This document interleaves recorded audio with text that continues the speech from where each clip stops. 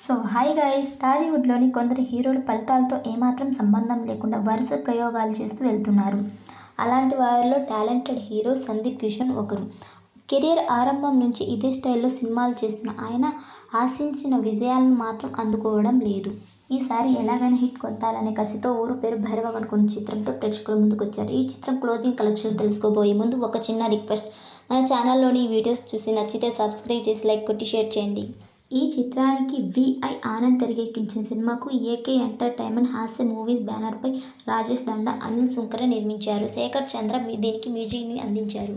ఈ చిత్రానికి నైజాంలో 3 కోట్లు, సీడెడ్లో 1.30 కోట్లు, ఆంధ్రప్రదేశ్లోని అన్ని ప్రాంతాలు కలిపి 4.40 కోట్లకు అమ్ముడుపోగా తెలుగులో 110.50 కోట్లు, rest of India, Karnataka, overseas ఏరియాలో 1.50 కోట్లతో కలిపి 10.20 కోట్ల బిజినెస్ జరిగింది. ఈ చిత్రానికి మొదటి రోజు నుంచి ప్రేక్షకుల స్పందన లభించింది. రెండో వారం నుంచి ఈ మూవీకి రెస్పాన్స్ క్రమంగా తగ్గుతూ వచ్చింది. ఈ చిత్రానికి తెలుగు రాష్ట్రాల్లో నైజాంలో 3.25 కోట్లు, సీడెడ్లో 83 లక్షలు, ఆంధ్ర మొత్తం కలిపి 3.36 కోట్లు రాబట్టిన ఈ చిత్రం 7.44 కోట్ల షేర్ను, 14.50 కోట్ల గ్రాస్ను వసూలు చేసింది.